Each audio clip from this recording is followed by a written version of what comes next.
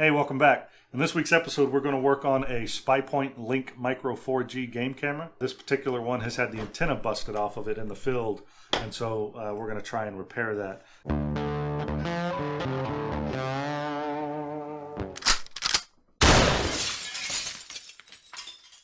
Well, you probably won't be able to see, but the antenna is just busted off there. Here is the socket that's supposed to be in that slot. Again, supposed to go right there, and the antenna has been busted off.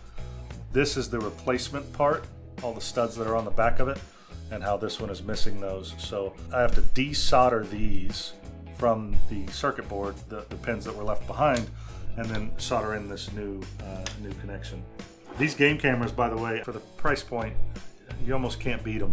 I think they're like $149 new, and they go on sale all the time, so you can get them for cheaper than that.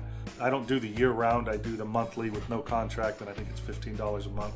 You have to check me on that, but it's relatively fairly priced. I'm not affiliated with them in any way. I just like the product. The quality of the pictures are more than enough for what I need. You can clearly see the animal, and you can clearly tell which animal's which. There are a few little nuances about these things, little complaints and feedback that I've read about. People are losing signals, or they don't get pictures from it. I've had pretty good luck with them so far. Every now and then I've got one that'll act weird, and I don't, even though it shows it's got a signal, I won't get pictures for a day or something like that, and then they'll finally upload. So I do eventually get them, but sometimes it takes some time. So again, for the price point, those are little things that I'm willing to get over. If I was spending $5.99 on a camera or $7.99 on a camera and it was doing that same thing, I'd be very frustrated. So let's jump in and see if we can get this thing repaired.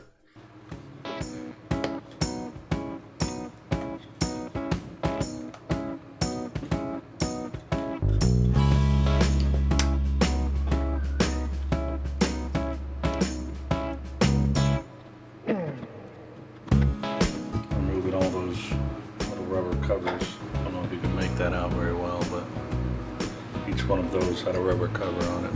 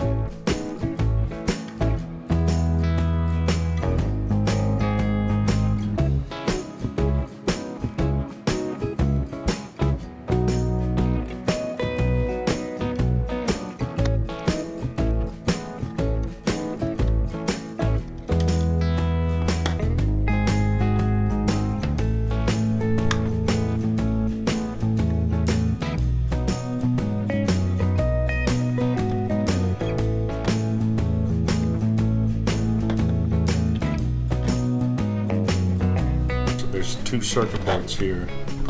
That top circuit board connects to the bottom circuit board right there. So there's these pins connecting to that, so you've got to be careful of that as you're taking it apart. Looks like you can take this apart as well here, but I don't have a need for that, so I'm going to just leave that hole, move that to the side. As you can see, down here is where the old connection was. So we need to get that circuit board out. We've got a screw there and a screw there. That's what we'll jump on next.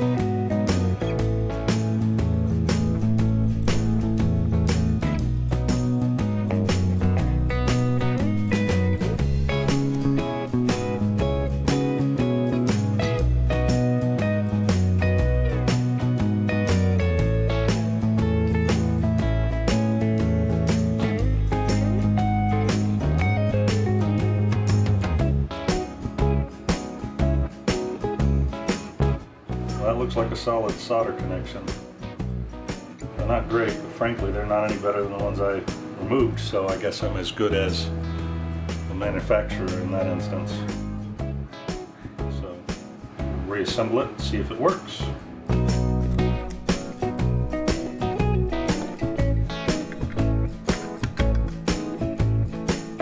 As it looks like there's actually a gasket here. This isn't plastic. I thought it was broken plastic. I'm looking at it closer. It doesn't look like there's broken plastic there. I just have the gasket that needs to go on either side. So I need to get this locking washer off of here so I can get that gasket out of there. I can just peel it out.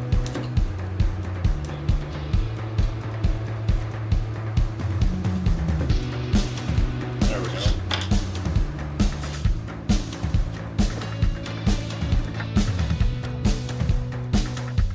That's got a hard press that seal against there. I don't know if you can make it out very well, but right inside there. There. It's hard pressing that seal. Seal on the outside.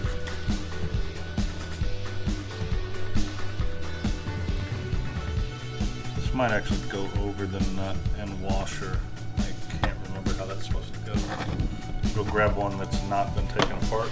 Take a look at how that seal goes. And it's as I thought. It just kind of goes over the top of that.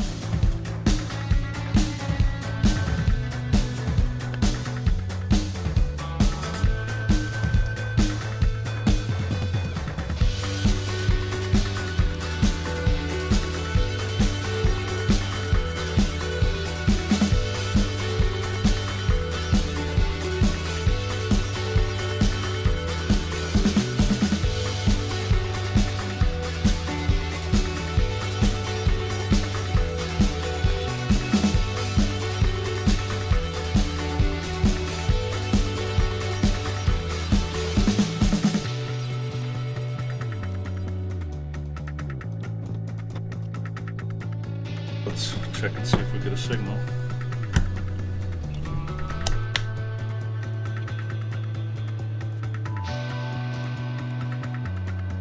Oh, there we go. It just went to solid green. So solid green means I get a good signal.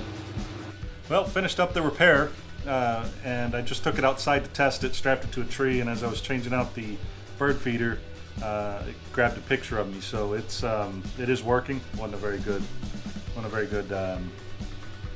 shot of me changing out the bird feeder, but you get the idea. It is working. So one of the other things I wanted to cover is I have been using this HME product for a solar powered battery for this camera, and this is a great product. My only complaint at all is this is not quite the right size for the adapter that it plugs into, and you can see I've got the zip tie here. The reason I did that was to apply a little tension that keeps it kind of touching the right connection point in there. So I've still got to fiddle with some ideas to try and get this to be a little bit snugger fit. Like I was going to try some foil tape to make sure it contacts. Otherwise, it's a good product. I mean, it kept I never had to change my batteries for an entire season.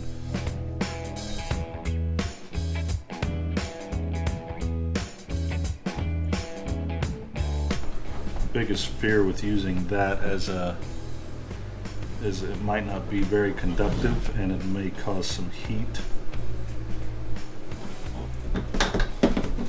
So that may be an issue. That tape must be just conductive enough. It seems to be actually holding the power and is definitely a much snugger fit in there. So I'm going to try that with both of those. But this is just, like duct tape, the aluminum tape for air conditioning. I guess this is aluminum or tin or something, I don't know. Again, it seems to be holding the status even though I'm moving it around. And before, if you just touched it, it would come undone. So you'd have to get it all mounted, get it secure, zip tie it to and get it to work right. Now this seems to be working, so we'll see if it gets it any kind of warm. Doesn't feel like it is, so we'll see if that holds through the season. but that's what I'm going to run with.